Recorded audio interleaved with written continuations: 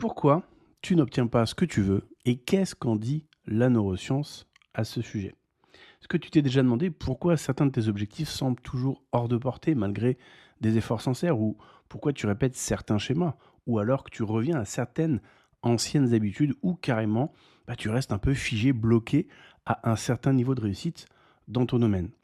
En fait, c'est pas forcément un manque de volonté parce que parfois ça peut être le cas, mais là, on va pas parler de ce sujet-là. C'est pas non plus un défaut personnel, en fait, c'est une question de cerveau. Et la neuroscience moderne, eh bien, elle nous éclaire sur 3 mécanismes fondamentaux qui conditionnent ta réalité. Et c'est ce qu'on va voir dans cette vidéo.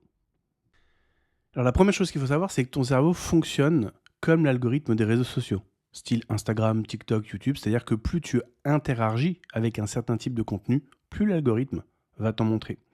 Il ne te donne pas ce que tu dis vouloir, mais ce sur quoi tu cliques, ce que tu commentes, ce que tu consommes. Eh bien, ton cerveau, via notamment le système réticulaire activateur, ce qu'on appelle le RAS en anglais, fonctionne de la même manière. Ce système filtre en permanence des milliards de stimuli sensoriels pour ne t'en montrer qu'une infime portion, celle que ton attention, tes croyances et tes émotions ont désignée comme importante. Autrement dit, ce à quoi tu penses régulièrement, le plus souvent, ce sur quoi tu focalises ton attention, ce que tu crois mériter, ton cerveau le prend comme un ordre. Deux points, montre-moi plus de ça. Donc si tu rumines sans cesse tes manques, tes peurs ou ton sentiment d'infériorité, tu es littéralement en train d'entraîner ton cerveau à remarquer, amplifier et entretenir ce style de réalité. Exemple concret, une personne qui croit profondément qu'elle est toujours rejetée va inconsciemment remarquer chaque micro-signe de rejet, même quand il n'y en a pas. Son cerveau va l'y aider activement puisqu'il va faire son travail presque, entre guillemets, à la perfection. Et à l'inverse, eh bien, cette formation réticulée filtrera les preuves contraires comme des marques d'attention ou d'acceptation. Ensuite, ton identité, c'est une prophétie auto-réalisatrice. Derrière tes comportements récurrents se cache un réseau cérébral appelé Default Mode Network, c'est réseau en mode par défaut. Ce réseau est responsable de la perception que tu as de toi-même, de ton moi intérieur, et joue un rôle clé dans ton mode automatique. Il alimente tes pensées internes, tes narrations et surtout ta cohérence identitaire. C'est pour ça que sur mon blog, j'arrête pas de parler du mental ego, des pensées automatiques, du lâcher prise, de la libération émotionnelle pour venir modifier tout ce dont on est en train de parler dans cette vidéo. Donc ton cerveau, en fait, c'est un fervent défenseur du statu quo identitaire, en fait. Il préfère te maintenir cohérent avec l'idée que tu as de toi-même, même si cette idée est limitante ou obsolète, voire négative. C'est pour ça que tant de personnes, en fait, rechutent après un changement, style régime abandonné, ancien schéma relationnel qui reviennent, perte de motivation soudaine, etc. Le cerveau, lui, retourne à ce qu'il connaît, à ce que tu crois être toi. Exemple, si tu identifies inconsciemment comme quelqu'un qui n'est pas sportif, chaque tentative d'installer une routine de sport heurtera cette croyance de plein fouet. Même avec la meilleure volonté du monde, ton cerveau mettra en œuvre des stratégies subtiles, procrastination, oubli, justification, pour te ramener dans les cases du non sportif. En fait, c'est une prophétie autoréalisatrice neurologique.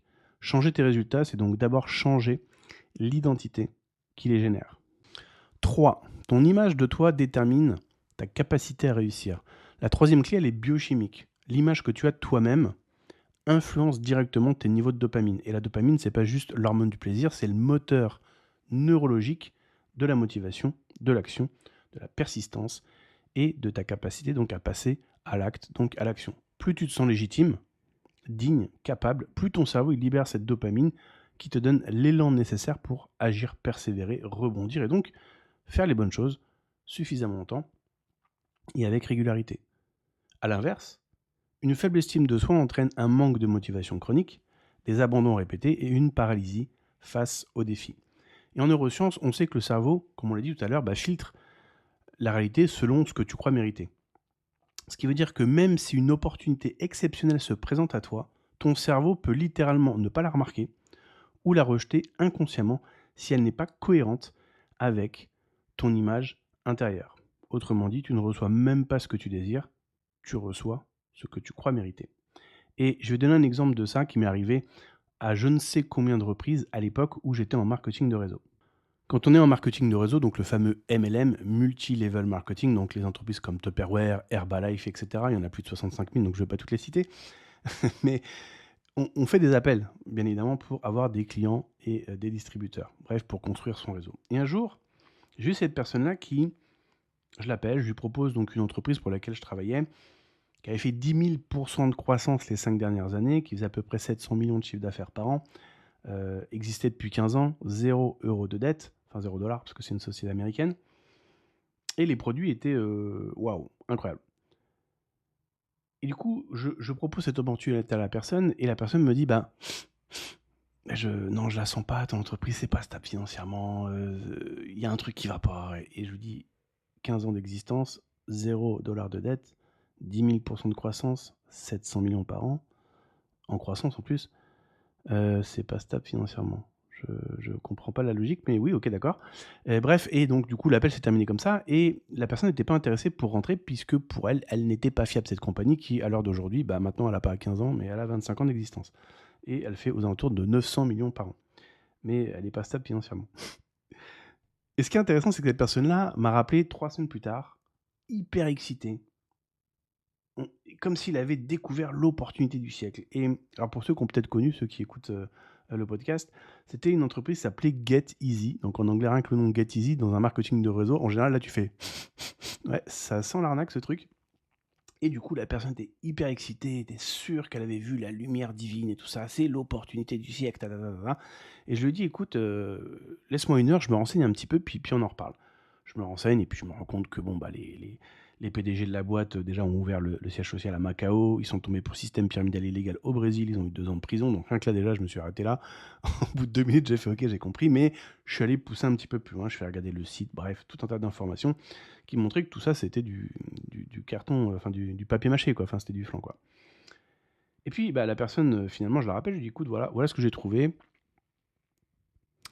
Ce truc-là, dans 6 mois, 7 mois, ça ferme. Donc la personne est repartie de l'appel, elle vénère, et qu'est-ce qui s'est passé? Ben, 6 mois après, elle m'a rappelé en me disant, ouais, fait, t'avais raison, l'entreprise a fermé. Ils sont partis avec la caisse avec 95 millions d'euros. Et je lui dis, à ton avis, ce qui est important, c'est pas vraiment ça, enfin, c'est dommage, quoi, d'avoir perdu de l'argent, mais c'est plutôt, qu'est-ce qui fait qu'une opportunité stable, tu la trouves pas stable, et quelque chose qui est complètement une arnaque, qui se vérifie en moins d'une heure de recherche, tu as l'impression que c'est l'opportunité du siècle. Bah, ça s'appelle la formation ridiculée et l'image de soi. Pourquoi? Parce que je lui ai dit, comment tu te sens maintenant que le cycle est terminé? C'est-à-dire, tu as l'étape du cycle où tu as découvert l'opportunité, tu es chaud patate, puis après, tu as là maintenant, une fois que tu sais, en fait. Il me dit, en fait, je suis vraiment qu'un entrepreneur de merde, en fait.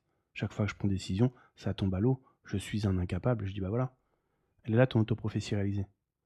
Ton cerveau, mental ego, formation réticulée, peu importe comment on va l'appeler, moi je l'appelle mental ego, ça va plus vite, t'a fait cliquer sur une opportunité qui va valider l'image que tu as de toi. Et pour ça, il peut t'envoyer des sapins de Noël avec des feux verts de l'univers intergalactique, tout ce que tu veux. Et c'est en ça que je parle beaucoup de discernement et de libération émotionnelle, parce que là, je lui dis à la personne, je lui dis, t'arrêtes pas en cours de route, t'as envie d'être dans l'entrepreneuriat, t'as envie d'avoir un meilleur style de vie, et c'est très bien. Mais comme tout le monde, on a tous nos blocages, nos peurs, nos trucs, nos conditionnements. Là, tu fais face au tien, c'est celui-là auquel il faut t'attaquer. Et changer maintenant tes connexions neuronales, en fait. Changer l'image que tu as de toi. Et il est là, en fait, le nerf de la guerre.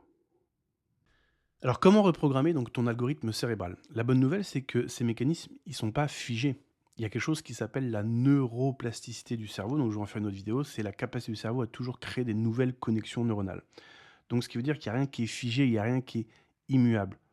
Tout comme les traumas du passé, etc., ou des systèmes de croyances, tout ça, ça peut se changer. Donc voici quelques pistes pratiques issues de la thérapie comportementale cognitive et de la neuroplasticité pour en reprendre le contrôle. Première chose, change tes focales mentales. Commence par exemple, c'est un exemple, il y a d'autres exercices, mais ça c'est quelque chose de simple, chaque journée en posant une intention claire et positive. Le but, c'est pas d'essayer de créer un effet avec l'attraction ou avec l'univers, etc. C'est pas du tout ça. Le but, notamment en pratiquant de la gratitude, ça va être d'orienter le faisceau de ton attention intérieure. Et ton cerveau, il enregistre les répétitions émotionnelles. Et ce que tu répètes devient alors ton nouveau filtre. Et donc, quand par exemple tu produis de la gratitude, pendant 2, 3, 4, 5 minutes par jour, tu le fais parce que ça te fait sentir bien. Moi, c'est ce que je dis à tout le monde, je dis c'est ça le but de l'objectif, c'est pas d'essayer de créer un effet ricochet avec loi d'attraction, parce qu'avec mon champ vibratoire et tout, il y en a qui le font comme ça, mais moi je dis juste concentre-toi sur ça pour te sentir bien et démarrer ta journée par exemple. Mais ça, forcément, la répétition va créer un nouveau filtre. Et donc, après, par effet ricochet, il va se passer d'autres choses. Mais au début, on se concentre juste sur quel est mon pouvoir d'action, où est ma focale. Ensuite, travaille ton identité au présent. Par exemple, au lieu de dire je veux devenir une personne confiante, tu peux commencer par affirmer je suis une personne de plus en plus confiante. Ce glissement subtil, il signale à ton cerveau que le changement est déjà en cours, qu'il ne menace pas donc ta cohérence identitaire. Il renforce en fait cette nouvelle image de toi par des micro-actions quotidiennes alignées avec ta nouvelle identité. Par exemple, combien de fois j'ai eu des clients hommes qui disent je suis complètement invisible par rapport aux femmes.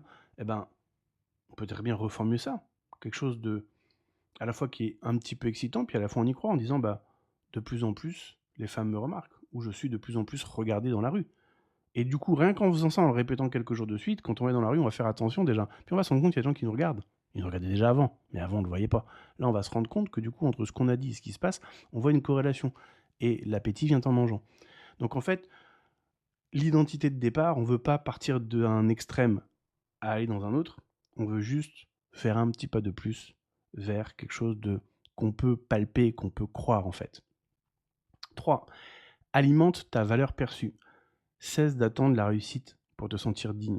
Je vais te donner une astuce. De tous les multimillionnaires que je connais et multimilliardaires, il n'y en a pas un seul qui m'a dit j'ai d'abord eu une confiance absolue, ensuite j'ai créé.